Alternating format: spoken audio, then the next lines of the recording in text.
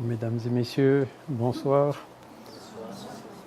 Je suis très heureux d'être là de nouveau parmi vous. Et puis, je souhaite vous remercier de votre présence, que je puisse donner cette occasion de vous parler un petit peu d'un grand spirit français à l'époque, qui s'appelle Léon Denis.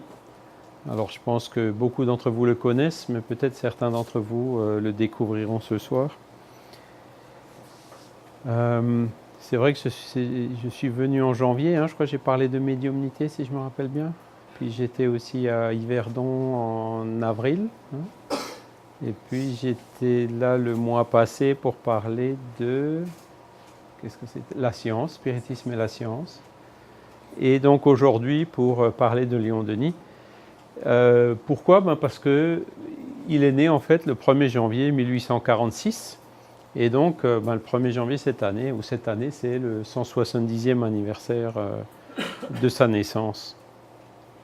Alors, pour me présenter rapidement, je suis, vous pouvez le voir ici à l'écran, je suis actuellement secrétaire général du Conseil Spirit International et je m'occupe aussi de coordonner les actions pratiques du Conseil Spirit International en Europe. Donc c'est pour ça que j'ai l'occasion d'aller aider autant ici, en Suisse, que je serai dans 15 jours en Allemagne, parce qu'il y a une rencontre des groupes allemands. Et puis j'ai été en Finlande, j'ai été au Danemark, donc pour essayer d'appuyer, d'aller aider partout où on peut aider, parce que le but du Conseil Spirit International, c'est ça, c'est d'aider, c'est pas de commander, d'imposer, non, c'est de venir proposer de l'aide, voir ce que les groupes ont besoin et puis apporter donc cette aide. Et donc au niveau francophone, il y a une deuxième institution qui a été créée il y a 5-6 ans maintenant, qui est le mouvement Spirit francophone, que vous voyez aussi, le MSF. Et donc, où ce sont des Français, les Belges, et puis les Québécois nous ont rejoints maintenant aussi. Et je pense qu'il y aura bientôt aussi des Suisses. Donc, pour mettre en commun tout ce qui est en français. Donc, par exemple, d'avoir des livres en français, de faire des conférences en français, de pouvoir traduire des choses du portugais en français, de pouvoir préparer des cours, des documents d'appui pour les activités spirit en français. Donc ça, c'est le but du mouvement Spirit francophone, qui organise aussi les congrès médecine et spiritualité, des médecins de l'association des médecins spirit internationale. Donc l'année dernière, c'était à Lille. Voilà, l'année d'avant, c'était à Lyon. Et cette année, ce sera donc à Toulouse le 12 et le 13 novembre. Donc pour ceux qui sont intéressés, vous pouvez aller sur le site lmsf.org pour y trouver des informations. Et donc le mouvement Spirit francophone édite aussi la revue Spirit en français que vous voyez là devant les... C'est des orchidées, c'est ça? Donc devant les orchidées, donc c'est la revue qui avait été fondée par Allan Kardec en 1858 et donc qui existe toujours et donc qui est toujours donc c'est un comité de rédaction au sein du mouvement Spirit francophone qui s'en occupe. Voilà. Et enfin, j'habite en fait à Belfort, donc c'est à 150 km à peu près au nord d'ici. Alors 150 km c'est en ligne droite, mais pour traverser le Jura ça tourne un peu. Donc ça fait 200 km en voiture, quoi. Mais donc c'est pas loin. Et puis donc il y a le centre d'études spirit Léon Denis, justement. On a choisi le nom de Léon Denis quand il a été créé en 1997, qui fonctionne dans la ville de Thann. Donc c'est en Alsace, près de Mulhouse, en France. Voilà. C'est celui-là. C'est celui-là. Ah oui, j'allais dire, il n'a pas la même couleur que la dernière fois. Ça. Oui. Sinon, je peux le bouger là aussi.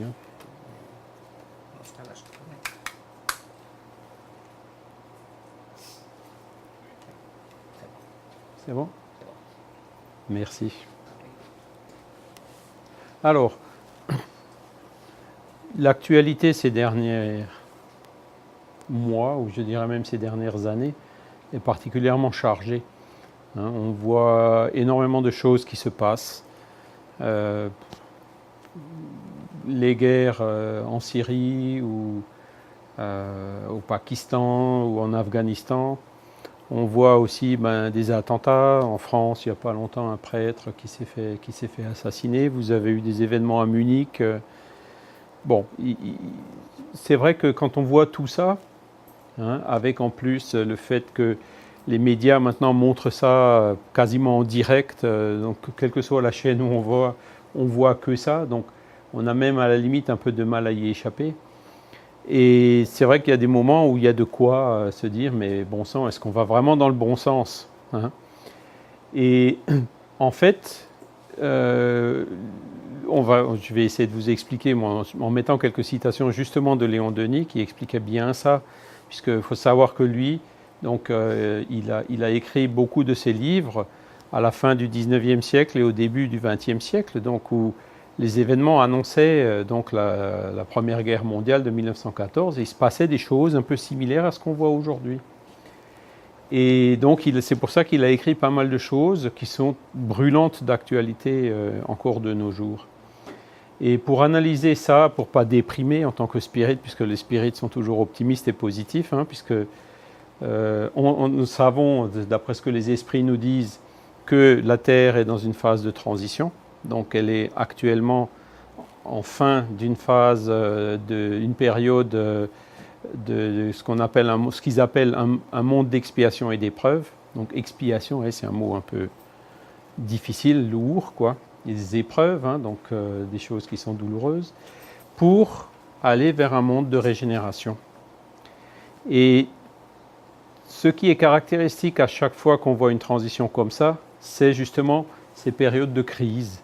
L'ancien monde, il rentre en crise, il y a l'éveil des consciences qui se fait, et donc, petit à petit, le nouveau monde qui s'installe.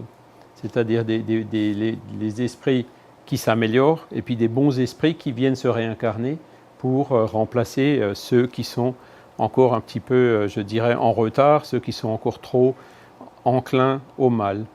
Et donc, c'est ce qui est en train de se passer. Alors, ce ne sera pas en 2019, ce ne sera pas non plus...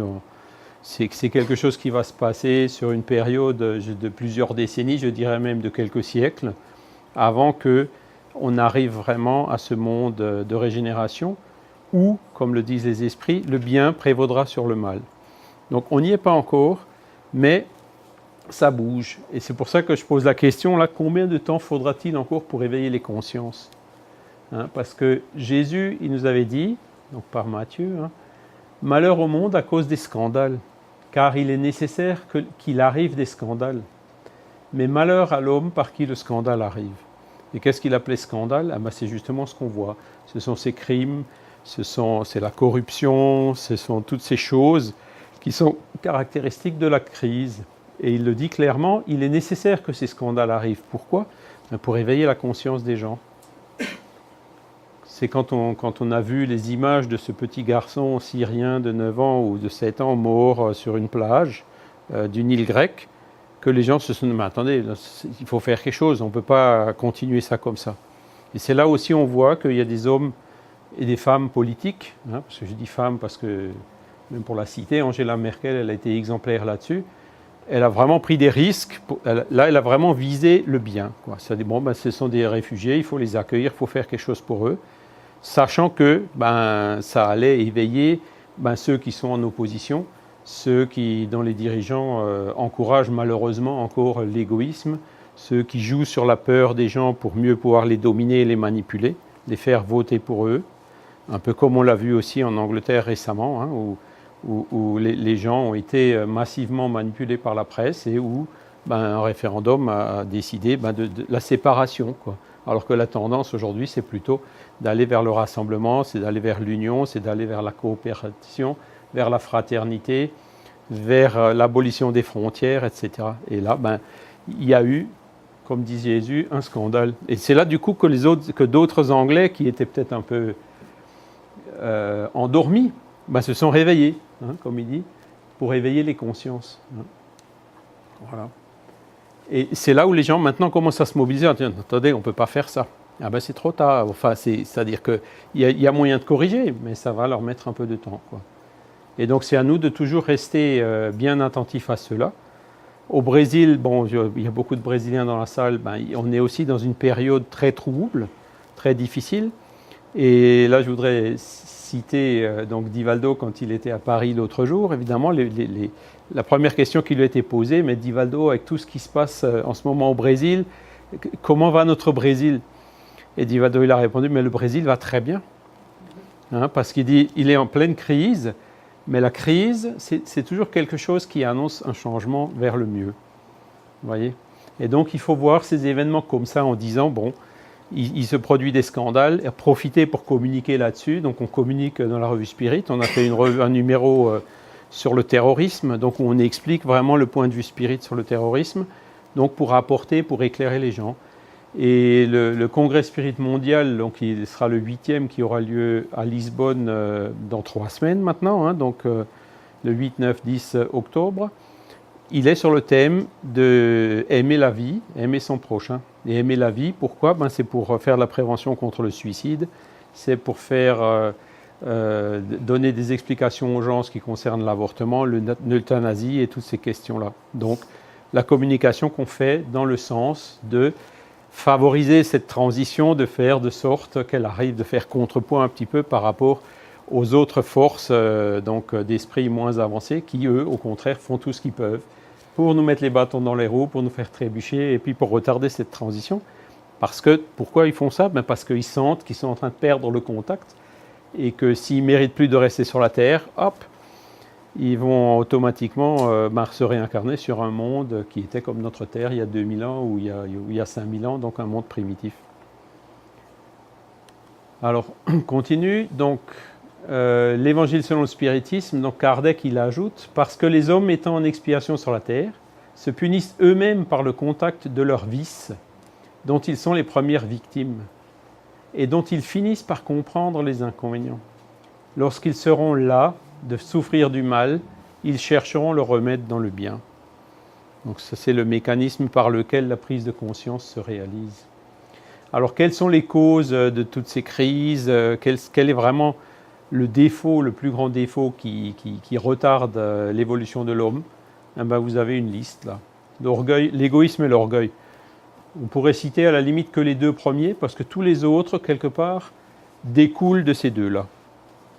Hein, l'individualisme, ça vient de l'orgueil, hein, la corruption vient de l'égoïsme, etc. La violence, c'est pour dominer les autres, aussi par orgueil, par volonté de domination. Et puis il y a le fanatisme aussi, donc qu'on a beaucoup cité dans le cas de tous ces attentats, hein, donc de Daesh et autres. Et le fanatisme, en fait, ben, ces pauvres gens qui font ça, ils ne réfléchissent plus. Ce qui caractérise le fanatique, c'est qu'en fait, il n'y a plus de réflexion, quoi. Il est parti dans quelque chose, on lui dit qu'il faut faire ça au nom de Dieu, il le fait au nom de Dieu, et il n'y a plus aucune réflexion. Donc ce sont en fait là aussi des frères qui ont avant tout besoin d'éducation et d'éclaircissement, quoi. Alors, Léon Denis, donc toujours sur l'égoïsme et l'orgueil, hein, l'égoïsme est le frère de l'orgueil, et procède des mêmes causes. C'est une des plus terribles maladies de l'âme. Vous voyez comment il appelle ça, une maladie de l'âme, l'égoïsme. Le plus grand obstacle aux améliorations sociales. Hein, quand vous voyez les riches, les pauvres, ceux qui sont dans l'opulence, les autres qui ont... Ben la cause, elle est que là, quoi. À lui seul, il neutralise, il rend stérile presque tous les efforts de l'homme vers le bien. Aussi, le combattre doit être la préoccupation constante de tous les amis du progrès, de tous les serviteurs de la justice. Donc, AM, c'est après la mort, chapitre 46. Et donc, Pedro nous a mis ici donc, quelques exemplaires des livres de Léon Denis qu'il a dans la librairie. Donc, sur votre gauche, vous verrez ceux qui sont en portugais, et puis donc sur votre droite, les quelques-uns qu'il a ici en français. Sachant qu'en français, comme Léon Denis est libre de droit, vous pouvez tous les télécharger sur Internet, notamment l'encyclopédie Spirit, fait aussi par le mouvement Spirit francophone, donc c'est spiritisme.net. Et là, vous pourrez tous les trouver, ou sur le site Internet de notre groupe ATAN, on les a aussi mis. D'accord ? Et donc en imprimé, il y en a quelques-uns qui sont ici, on peut en avoir d'autres, et le Conseil Spirit International par Gorette et Dissey Europe va aussi les mettre tous à disposition. Et vous avez la librairie Filmant, Donc c'est le quatrième, là, en partant de la droite. Donc qui en a réimprimé quelques-uns. Voilà. Donc vous voyez, donc Léon Denis, comme il était lui aussi très clair là-dessus, quoi. Et comment on fait pour combattre l'égoïsme? Ben, ça commence en fait par l'éducation. Et l'éducation des enfants, quand ils sont petits. C'est-à-dire quand on voit des germes d'égoïsme et d'orgueil auprès des enfants, donc quand ils sont encore, disons, avant l'âge de 7 ans, leur esprit est encore un peu ouvert, il absorbe ce que ses parents lui disent et aussi l'exemple que ses parents lui donnent. Et donc ça, c'est quelque chose qui servira énormément à l'enfant plus tard. Donc justement, quand on lui apprend la charité, quand on lui montre les inconvénients de l'égoïsme, si on faisait ça sur chaque enfant, si vraiment cette éducation elle était donnée, je dis bien éducation et pas seulement l'instruction, eh ben on ferait un grand pas dans le sens de l'amélioration de la Terre. Après, les adultes, c'est plus dur. Hein, on a la tête dure, ça ne rentre plus, on est buté, on est borné. C'est au moment de l'enfance qu'il faut vraiment en profiter un maximum. Alors surtout, si vous avez des enfants comme ça jusqu'à 7-10 ans, profitez-en au maximum, parce que c'est là où vous allez pouvoir semer les petites graines, qui, même si pendant l'adolescence, il y a cette révolte qui est normale, hein, quand il refait, sa vraie personnalité ressort, ben, plus tard, ça lui servira, parce que la petite graine, ben, elle sera là, et elle germera tôt ou tard, quand le moment sera venu. Toujours Léon Denis, nos mots proviennent de ce que, malgré le progrès de la science et le développement de l'instruction, donc vous voyez bien le mot instruction ici, l'éducation, c'est plus que juste l'instruction, hein. L'instruction, c'est ce qu'on apprend à l'école, c'est les langues, c'est les français, la physique, mathématiques, etc.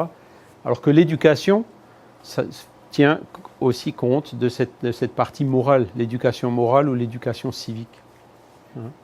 Donc, le progrès de la science et le développement de l'instruction, l'homme s'ignore encore lui-même. Il sait peu de choses sur les lois de l'univers, il ne sait rien sur les forces qui sont en lui.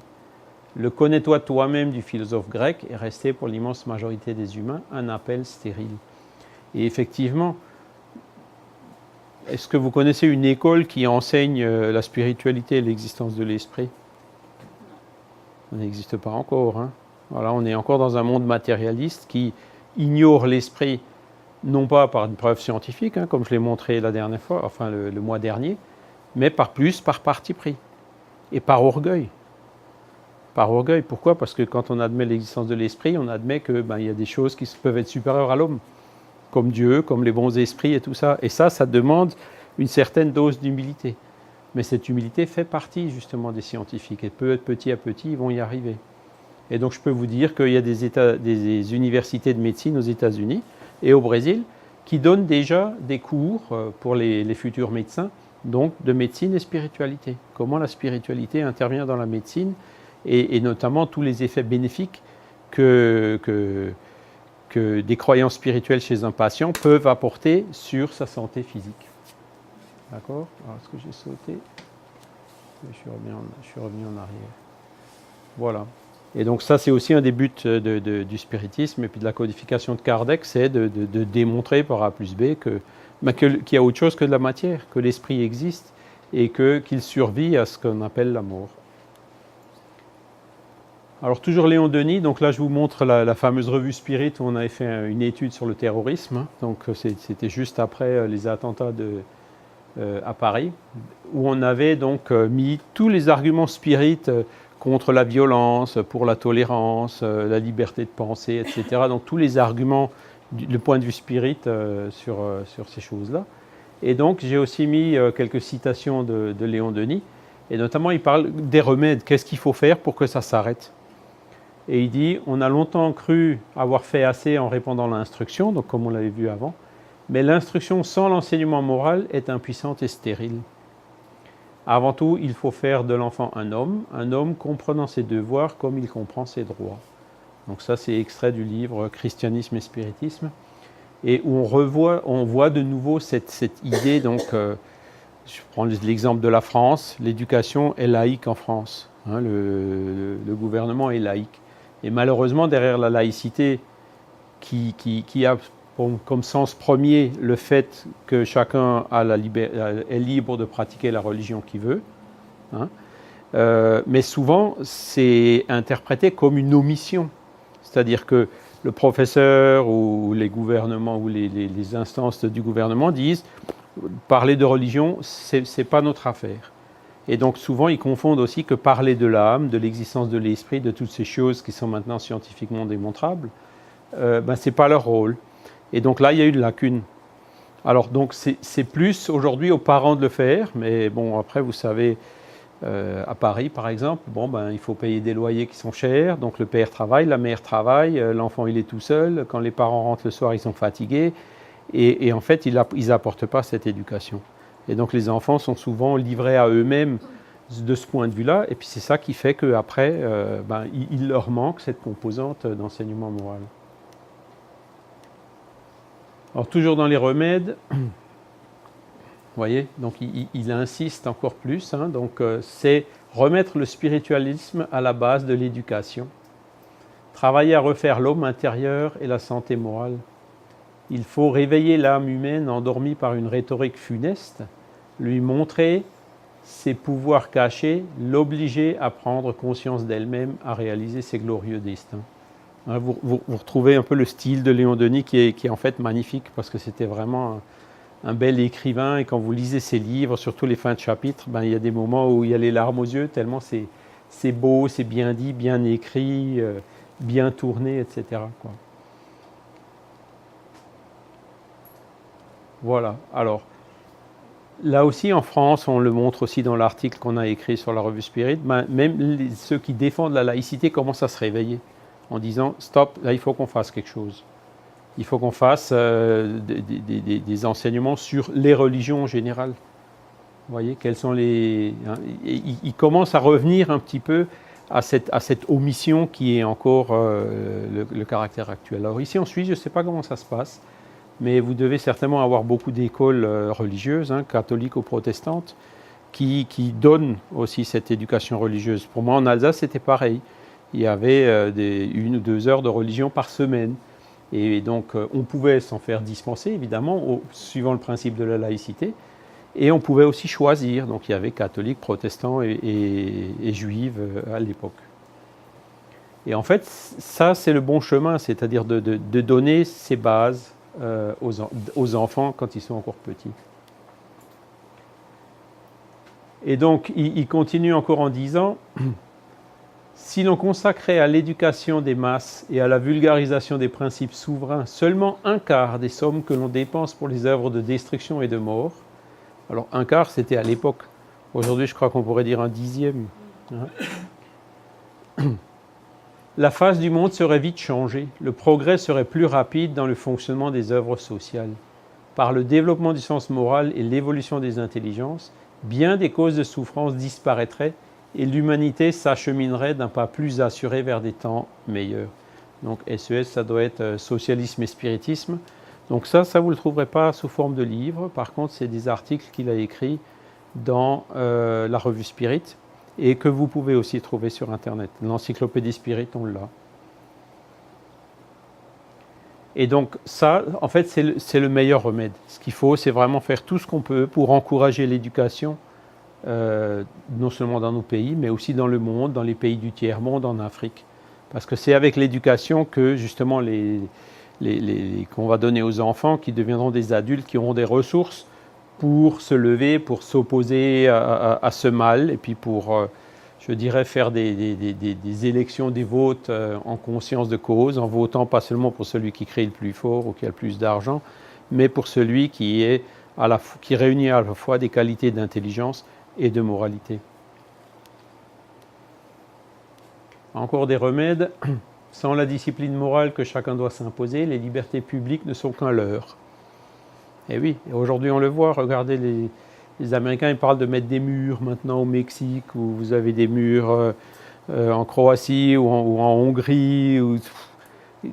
Ça va à l'encontre des libertés. Hein? On est vraiment en train de prendre le chemin, c'est pas ça la solution. Hein? La solution, c'est la discipline morale. D'accord ? On a l'apparence, on n'a pas les mœurs d'un peuple libre. La société reste exposée par la violence de ses passions et l'intensité de ses appétits à toutes les complications, à tous les désordres. L'état social n'étant dans son ensemble que la résultante des valeurs individuelles, évidemment, c'est les individus qui composent la société. Si on veut changer la société, il faut déjà changer les individus, en commençant par nous-mêmes. D'accord? Et c'est quand les individus se changeront que la société automatiquement changera aussi. Il importe donc avant tout de s'attacher à cette lutte contre nos défauts, nos passions, nos intérêts égoïstes. Aussi longtemps qu'on n'aura pas vaincu la haine, l'envie, l'ignorance, on ne saurait établir la paix, la fraternité, la justice parmi les hommes, et la solution des problèmes sociaux restera incertaine et précaire.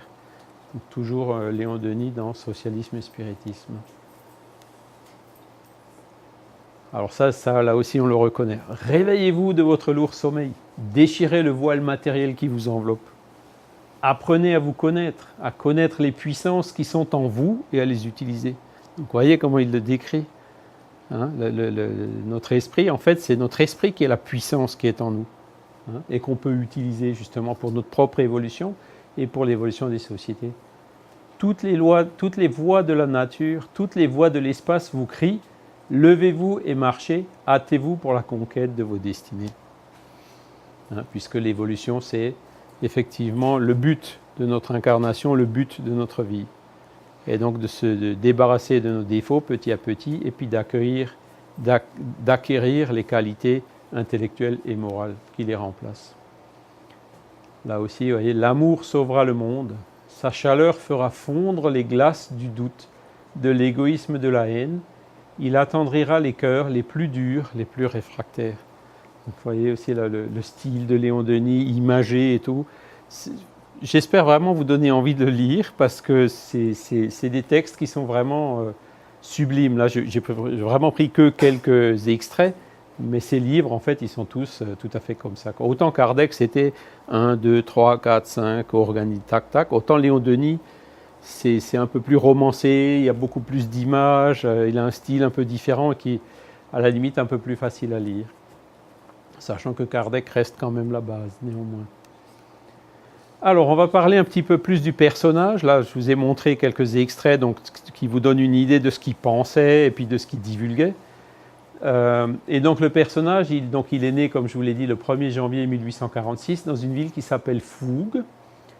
Donc, c'est dans l'arrondissement de Toul. Alors, vous le voyez, là, il est en rouge. Hein. Qui est tout près de Nancy. Donc d'ici, c'est pas très loin, hein. Vous pouvez faire l'aller-retour dans la journée sans problème. Donc il suffit de traverser les Jura et après de traverser les Vosges. Alors, évidemment, ça tourne un peu, mais on y arrive. Et puis donc, c'est une toute petite ville. Donc son père s'appelait Joseph Denis et sa mère s'appelait Anne-Lucie Liouville.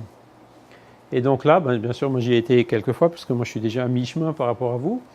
J'ai pris quelques photos de Fougues, où donc vous voyez sur la droite, la maison qui est au centre de la photo, c'est la maison où il est né, donc qui existe encore. Et sur la gauche, quand vous remontez un petit peu la rue, ça monte vers l'église donc, qui était de l'époque. Et donc on voit les rues qu'il avait pu fouler quand il était petit. À 9 ans, il s'est fixé à Strasbourg avec sa famille, donc ils avaient déménagé à Strasbourg. Et quelques années après, il était parti à Bordeaux, où le petit Léon, donc qui avait à peine 10 ans ou un peu plus, a dû interrompre ses études pour aider son père. Et en 1857, son père, il est devenu chef de gare de Moursinx. Donc à Strasbourg, il avait commencé à travailler, je dirais, il avait trouvé cet emploi à l'ancêtre de la SNCF à l'époque. Et c'est ça qui a fait qu'il a voyagé pas mal, puisque son père, il a eu des postes dans différents endroits. Donc Moursinx, pour ceux qui c'est dans les Landes, donc c'est un petit peu au sud de Bordeaux. Et là, donc, il avait repris le chemin de l'école, donc 1857, il avait 11 ans. Et donc en bas, je vous ai mis une photo de la gare de Moursinx. Et après, il avait déménagé à Moux, donc par rapport à Moursinx qui est dans les Landes. Moux, c'est dans l'Aude, donc c'est plutôt du côté de la Méditerranée. Et donc, où son père aussi était, donc c'était une ligne importante de chemin de fer, donc qui reliait Bordeaux à Marseille, quoi, qui faisait l'est-ouest. Et donc, il supplée au manquement paternel. Ça veut dire que son père, en fait, c'était quelqu'un qui était apparemment pas très très sérieux, qui soit dormait, soit buvait. Enfin bon, l'histoire ne le dit pas. Et puis souvent, ben, c'est le jeune Léon qui allait positionner les aiguillages, fermer les signaux et tout. Donc je ne sais pas si vous voyez ce qu'il avait déjà sur les épaules à cette époque-là, quoi. Et donc il s'est occupé aussi des télégrammes et de la comptabilité. Et à un moment donné, il y a des inspecteurs qui étaient venus de la SNCF pour voir qu'est-ce que faisait le père de Léon Denis. Et puis il était un peu plus loin où ils étaient en train de décharger des wagons. Enfin bon, il était là-bas, il n'était pas à son poste, quoi. Et c'est le petit Léon Denis qui a dit aux non, non, il est là-bas parce qu'il est en train d'aider à décharger les wagons. Ouais, trouver des excuses pour son père. Et ensuite, en 1862, la famille s'installe à Tours. Donc Léon travaille dans une faïencerie et dans une maison de commerce où il travaille aux écritures. Donc vous pouvez voir que son éducation, elle était quand même assez sacrifiée avec des interruptions et puis qui n'est pas allé très loin. Donc en 1862, 1846, mais il était encore tout jeune, il avait 16 ans, quoi. Et il a déjà commencé à travailler, à faire de la comptabilité dans cette faïencerie. Et donc dans sa 18e année, donc vers 1864, ben, il est passé dans une des rues principales de Tours, donc je vous ai mis aussi une image de l'époque, où il est passé devant une librairie et puis par hasard, évidemment, il est tombé sur le livre des esprits d'Allan Kardec. Et il disait lui-même, il semble en effet que l'invisible veuille nous éprouver, mesurer notre degré de persévérance, exiger une certaine maturité d'esprit avant de nous livrer ses secrets. Et donc là, il avait commencé à étudier le spiritisme. Alors, en 1867, Kardec, il avait fait, c'était son dernier voyage spirit, donc qu'il a fait à Tours. Et donc là, c'est extrêmement... Je vous encourage de lire les biographies aussi de Léon Denis, on n'en a pas parlé, mais il y en a une de Henri Sauce, qui est aussi sur l'encyclopédie Spirit, et puis qu'il faut aussi qu'on réimprime un jour. Et dans cette biographie, il y a une autre biographie de Claire Baumard, donc, qui était son assistante, sa secrétaire, si vous voulez, qui écrivait ses livres quand il était déjà aveugle, près de la fin de sa vie. Et donc, elle raconte en fait cet épisode où ils avaient réservé une salle et la police avait interdit la manifestation. Donc, au dernier moment, ils ont transféré vers le jardin de la maison d'un des membres d'un des spirites de Tours. Et donc, quand Léon Denis il est arrivé là-bas, en fait, il y avait Kardec qui était sur une chaise dans le jardin, en train de cueillir des cerises pour les donner à Amélie, son épouse, qui était à côté de lui. Donc, il raconte cette histoire qui est vraiment magnifique. Et donc, on a aussi réussi à retrouver donc, une lettre d'Allan Kardec de cette époque, et vous retrouvez aussi ce genre de récit de ce voyage dans la revue Spirit. Donc, Léon Denis a donc rencontré Allan Kardec en 1867 à Tours. Et donc peu après, il y a eu la fondation du groupe de la rue du Cygne. Donc c'est le premier groupe spirit auquel il a commencé à participer de façon régulière et il était devenu secrétaire. Et regardez ce qu'il écrit. J'ai appris par là, donc par cette expérience d'un groupe débutant, combien il est dangereux de se livrer à l'expérimentation spirit sans préparation, sans protection efficace, et ces exemples me rendirent circonspect. Et donc là, en fait, au début, il s'était fait avoir. Il y a des esprits qui cherchaient à leur raconter des bobards, voire à les obséder, à les perturber. Et c'est là où c'est ce qu'on voit encore aujourd'hui. Beaucoup de gens qui commencent à faire de l'expérimentation spirit, à pratiquer la médiumnité, comme je l'ai dit en janvier, sans connaissance de cause.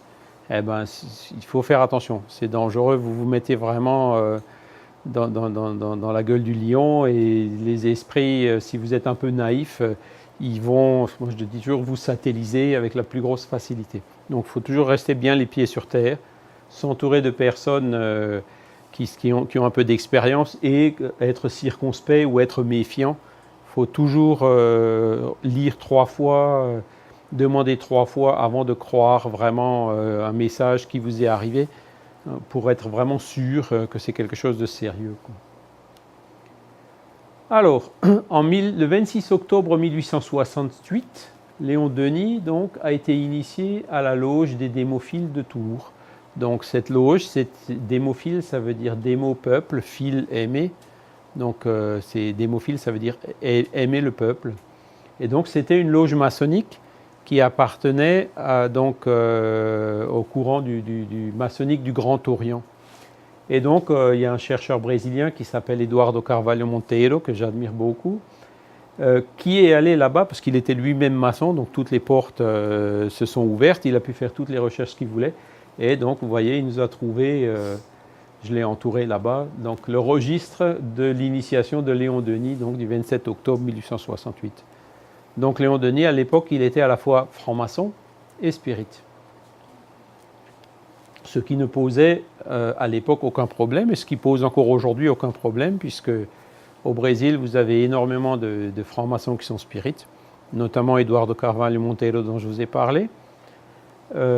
Pourquoi ? Parce que démophile, aimer le peuple, l'idéal de la maçonnerie, c'est d'aider la société, d'essayer de faire que les choses deviennent meilleures, et quelque part, c'est le même idéal que le spiritisme. Sauf que ils ont donc un moyen de faire un peu différent que des spirites. Cela dit, les francs-maçons encore aujourd'hui étudient beaucoup le spiritisme, et à Tannes, on a de temps en temps des francs-maçons qui viennent participer à nos réunions d'études. Donc voilà une photo où on le voit donc dans son habit de franc-maçon. C'est la photo de couverture là, Après la mort, le livre qui est tout à fait sur votre droite. Et donc c'est typiquement l'habit des francs-maçons. Et donc il était en fait, c'est les francs-maçons qui lui ont appris à donner des conférences.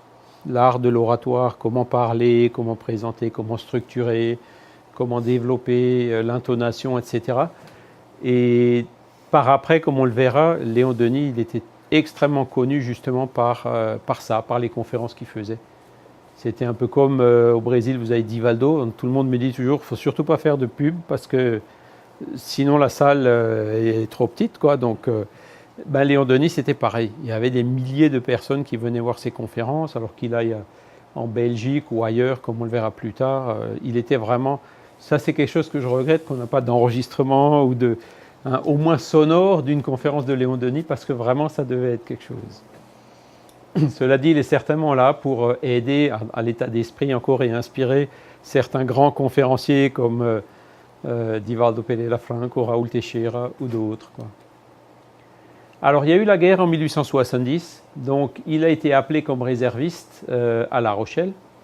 Et lui-même dit, après, dans l'espace de 6 mois, je devins successivement sous-officier, major, sous-lieutenant, et je serais encore monté en grade si la peine était survenue. Et il dit un peu plus loin, donc dans sa biographie, qu'il est convaincu qu'en fait, dans une de ses vies passées, il était militaire.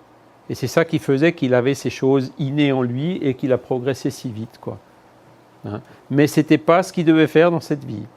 Et donc c'est pour ça que ça a été interrompu heureusement par la paix, et aussi pour lui laisser, je dirais, l'occasion de faire autre chose. Alors en 1883, c'est l'inverse, donc il a quitté la loge des démophiles.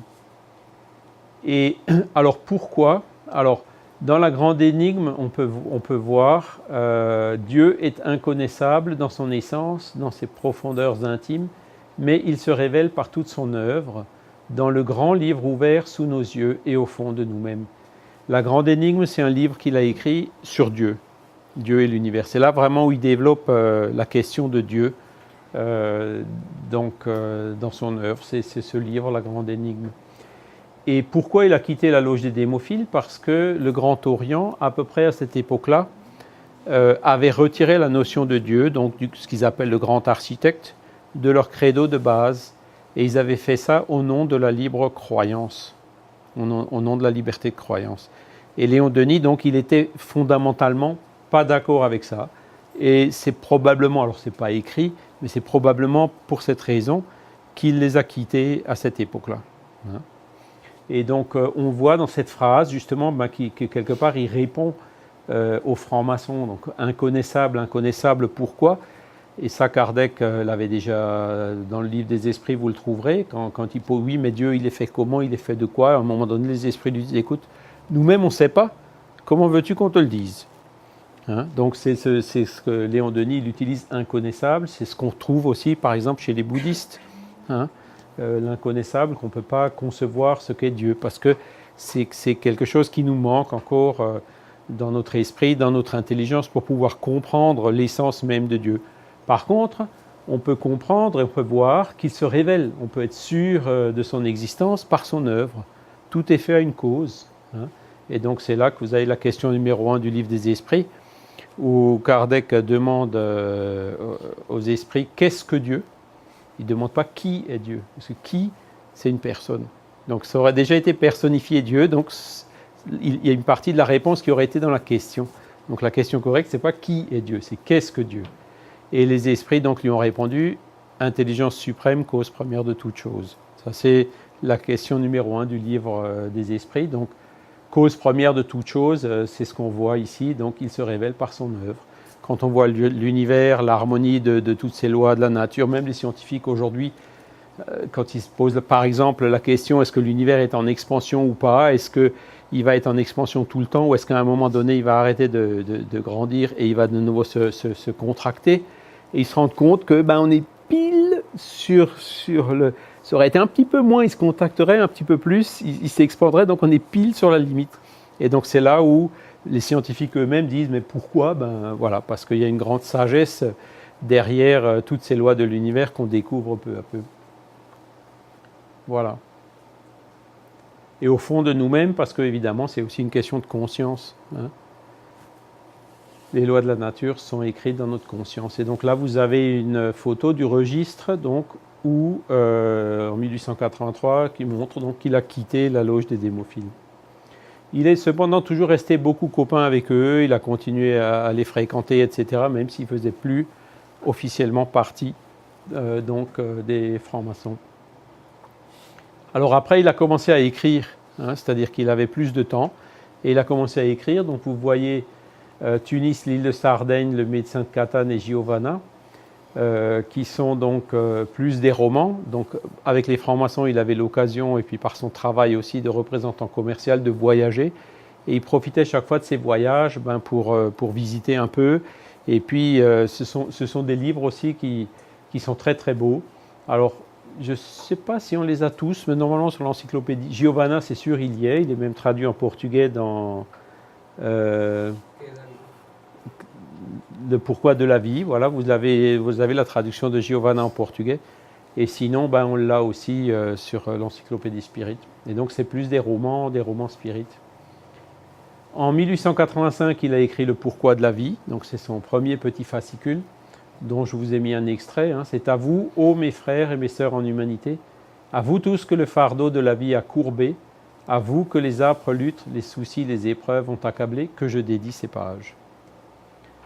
En 1885, il est devenu vice-président de l'Union Spirit française, donc il a quitté les francs-maçons, mais il s'est rapproché beaucoup plus des spirites. En 1889, il participe à l'organisation du 2e congrès Spirit international à Paris. Le premier, c'était l'année d'avant, 1888, à Barcelone. Et donc, l'abbé Roca, qui écrivit sur les interventions de Léon Denis à ce congrès, je dois mentionner les chaleureuses improvisations de M. Denis de Tours, qui a pris la parole plus de 30 fois, toujours avec le même bonheur. Donc on voit la qualité de son oratoire, les arguments, la manière de dire les choses et tout. 1890, c'est la première édition de Après la mort, donc ce que vous avez là. 1889, il a commencé à faire des conférences en France, Belgique, Algérie. 1890, il a formé un nouveau groupe, donc de la rue du Rempart à Paris. Et donc là, par contre, il avait déjà l'expérience, puisque vous avez vu que le premier groupe, c'était en 1872. Et donc, où vraiment, il s'est entouré de personnes formées et capables. Et donc, parmi les esprits qui les ont inspirés, il y en a un qui se dénommait Jérôme de Prague. Donc, vous le connaissez peut-être. Il a succédé à Jean Hus, c'était un contemporain de Jean Hus. Alors pour la petite histoire, Jean Hus, c'était soi-disant Enfin, tout indique que c'était la réincarnation précédente d'Allan Kardec, hein, qui s'était déjà élevé contre les abus de religion et qui a été mis sur un bûcher à Constance. Ici, quand vous allez à Constance, c'est pareil, bon, faut traverser la Suisse. D'ici, ça fait un petit peu loin, mais bon, c'est faisable. Vous avez encore le monument donc, qui est mis sur la place où Jérôme de Prague a été... Jean Hus a été brûlé sur le bûcher. Et un autre esprit qui s'appelait donc l'esprit bleu, et ça, d'après ce que dit Léon Denis, c'était l'esprit de Jeanne d'Arc, donc qui était venu là pour les aider. Donc ça, c'était vraiment donc, un groupe qui marchait très très bien, et qui apportait, notamment dans tous ses livres, Léon Denis cite beaucoup de communications, et ces communications, il les a reçues en grande partie dans ce groupe spirit. 1898, il a écrit le christianisme et spiritisme. Donc, je vous ai aussi mis une citation. Le christianisme porte en lui les éléments de progrès, des germes de vie sociale et de moralité qui, en se développant, peuvent produire de grandes choses. Soyons donc chrétiens, mais en nous élevant au-dessus des confessions diverses, jusqu'à la source pure d'où l'évangile est sorti.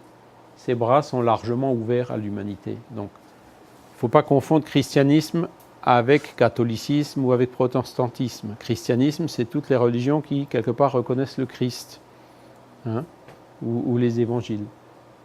Et donc, c'est ce qu'il écrit là. Là, vous avez des photos, donc, à peu près à cette époque. Donc, vous le voyez avec un livre. Et puis, sur la photo de droite, c'est avec sa mère, donc, Lucie Denis, qui était déjà âgée à cette époque-là. Alors après, vous avez les autres livres, donc vous voyez, 1903, Dans l'invisible. Donc ça, c'est un petit peu, en quelque sorte, le livre des médiums de Léon Denis. Il est très très bien fait, je vous conseille aussi de le lire. Le problème de l'être et de la destinée, qui est magnifique, hein, qui vraiment parle de souffrance, parle de vieillesse, parle de toutes ces questions, et il présente ça d'une façon magnifique. 1910, c'est La Grande Énigme, donc il parle plus de Dieu. 1912, Jeanne d'Arc médium, donc il a fait une analyse de Jeanne d'Arc des phénomènes en montrant donc les phénomènes médiumniques, montre comment elle était médium, quoi. 1919, il a écrit Le monde invisible et la guerre, où il a rassemblé donc les communications qu'ils avaient reçues des esprits pendant la guerre de 14.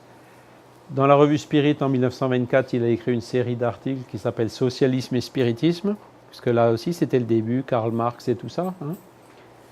1925, il était président du Congrès Spirit International à Paris. Donc c'est la photo que vous verrez tout à l'heure où il a une grande barbe. Et en 1927, il a sorti son dernier livre qui est Le génie celtique et le monde invisible. Là aussi, il a fait une étude sur le celtisme, donc ce qui sont des racines profondes de plusieurs peuples, y compris un peu les Helvètes, aussi donc montant sur l'Angleterre, en descendant jusqu'à l'Espagne, quoi.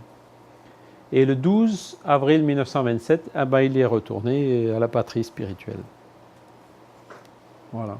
Donc ça, c'est la photo de lui en 1925, quand il était au Congrès de Paris. Ou donc 1925, 1846, donc ça fait quoi? Ça fait 54, 74, 79 ans, c'est ça? Voilà. Alors, les Brésiliens, donc... sont des grands admirateurs de Léon Denis. Vous trouvez tous les livres, donc je vous en ai cité quelques-uns ici. Vous voyez le nombre d'exemplaires, donc si vous faites la somme de tous ces exemplaires, rien que la FEB, elle a vendu plus d'1 million de livres de Léon Denis. Et ça, c'est rien que la FEB, parce qu'après, il y a les éditeurs, il y a le Centre Léon Denis de Rio de Janeiro qui a une maison d'édition, il y a plein d'autres maisons d'édition qui ont publié des livres sur Léon Denis. D'accord? Comme vous pouvez le voir ici.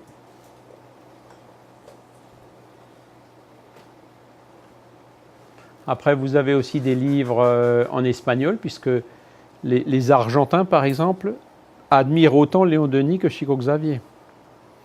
Hein, c'est ce que j'ai pu constater quand j'étais là-bas. Alors que les Brésiliens, bon, c'est normal, ils sont...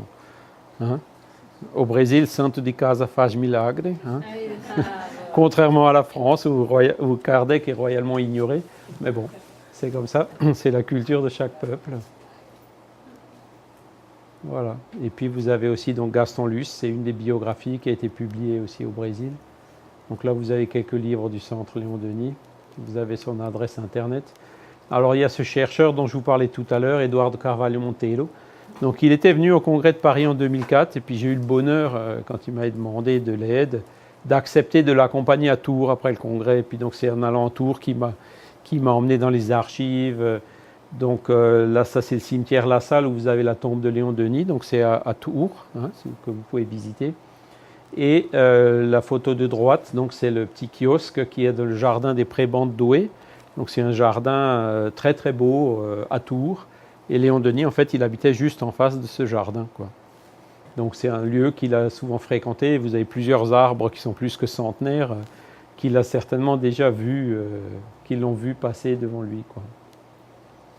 Alors, il a écrit 2 livres qui sont extrêmement importants, donc ce que je vous montre ici, Léon Denis et la maçonnerie, et le deuxième, Dossier Léon Denis, où ce qui est bien avec Eduardo, c'est qu'il faisait des recherches, et dès qu'il trouvait quelque chose, hop, il compilait un livre et il le publiait. C'est-à-dire, tout ce qu'il trouvait, il le mettait vraiment à la disposition de tout le monde, y compris des autres chercheurs. C'était vraiment ce chercheur qui voulait surtout pas garder les choses secrètes en lui. Non, non, lui, il partageait tout.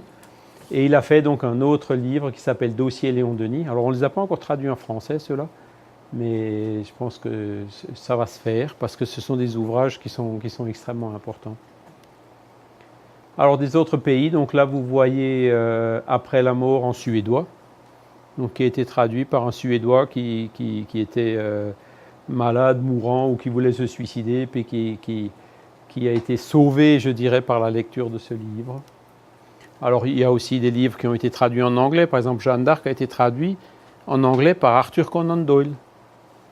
Donc l'auteur de Sherlock Holmes était très copain avec Léon Denis, ils étaient ensemble au congrès de 1925, et donc c'est Conan Doyle lui-même qui a traduit Jeanne d'Arc Médium en anglais. Alors on va arriver à la conclusion. Toujours Léon Denis. Élève donc ton regard et embrasse les vastes perspectives de ton avenir. Puise dans ce spectacle l'énergie nécessaire pour affronter les vents et les orages du monde.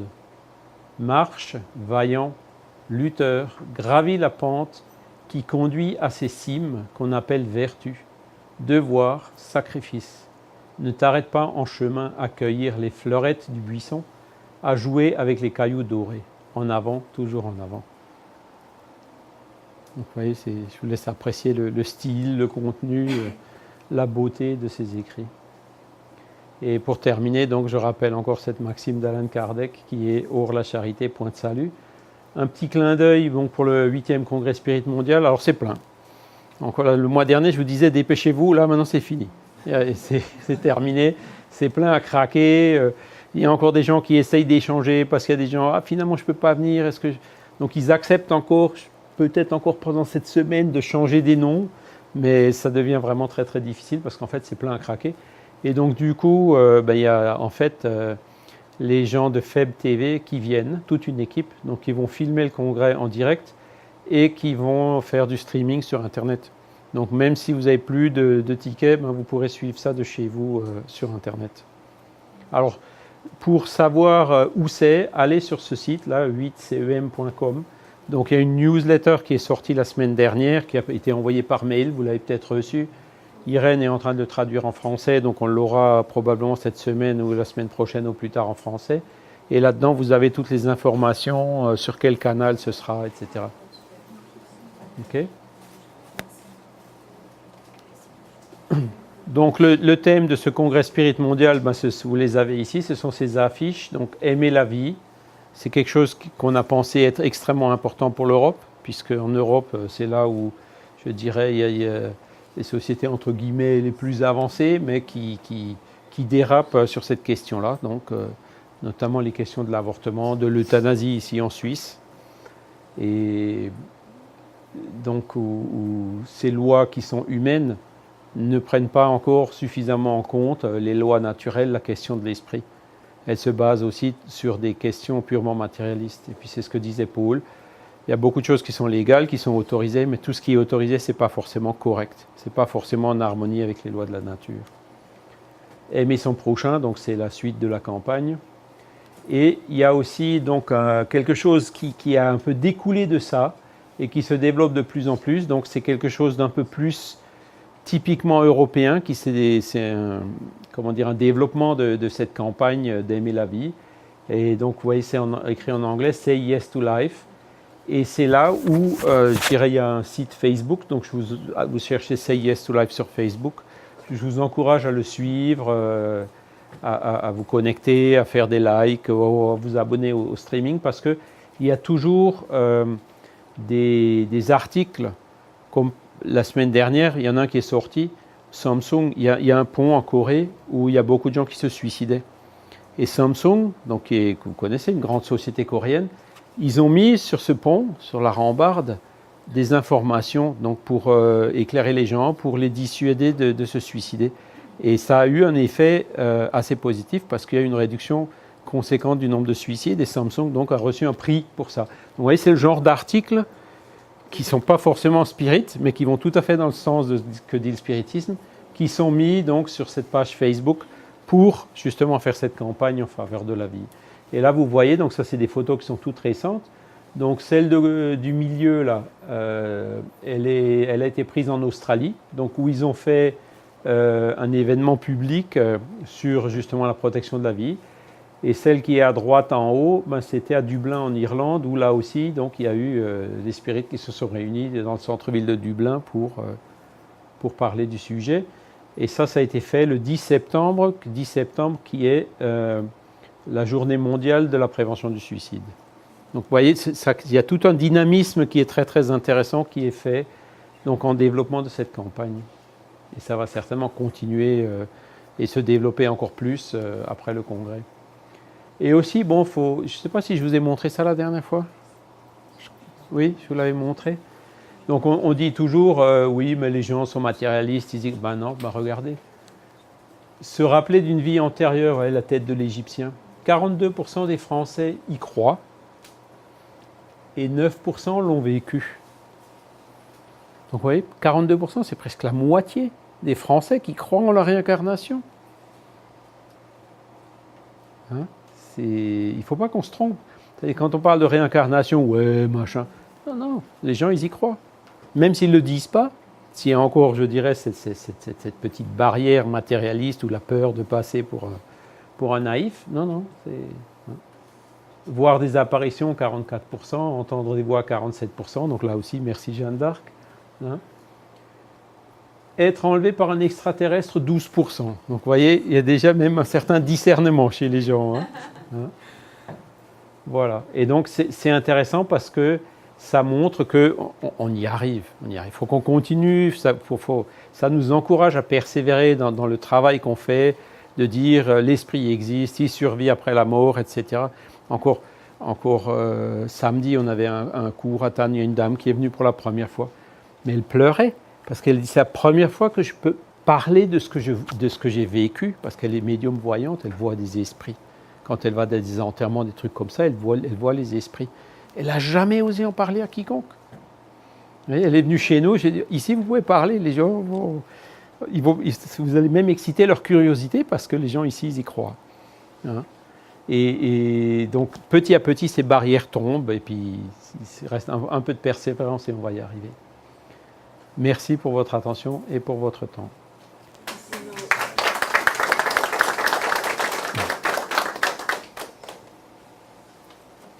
Quelqu'un veut poser une question à Charles?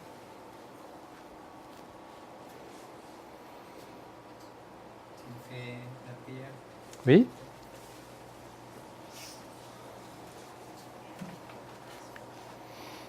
Alors, élevons nos pensées vers Dieu, notre Père, intelligence suprême et cause première de toutes choses, créateur de tout ce qui existe dans l'univers, y compris de nous-mêmes, de notre esprit, et donc envers lequel nous sommes tous ses enfants et tous frères dans l'humanité, qui nous a envoyé aussi Jésus il y a 2000 ans pour nous donner l'exemple des leçons de l'Évangile. Aimer son prochain comme soi-même et aimer Dieu par-dessus tout, qui est une simple phrase qui résume tout l'Évangile, toute la loi, comme il disait, qui est la clé donc de cette harmonie avec les lois naturelles, qui va nous propulser sur le chemin de l'évolution de nos frères, de l'évolution des sociétés et de l'humanité en général. Nous les remercions, ainsi que tous les bons esprits, les anges gardiens, tous ces esprits qui sont là pour nous aider au quotidien, à acquérir de la patience, à surmonter toutes nos difficultés, nos épreuves, les maladies, tous les obstacles qui se présentent à nous, à résister aussi aux mauvaises influences. Grâce à toutes ces leçons aussi qui nous ont été données, comme celle par exemple de Léon Denis, ou celle d'Allan Kardec, ou de Chico Xavier, ou de nombreux autres auteurs. Littérature enrichissante qui réchauffe le cœur. Que nous puissions mettre donc toutes ces leçons en pratique d'abord sur nous-mêmes, pour pouvoir rayonner de notre exemple autour de nous, et aussi les diffuser auprès de nos frères qui en ont tant besoin dans ce monde aujourd'hui, notamment dans cette période de transition. Nos remerciements vont également vers les travailleurs de ce groupe Spirit qui permettent de réaliser de telles conférences, ces événements, ces études, au bénéfice de tous ceux qui sont intéressés. Ainsi soit-il.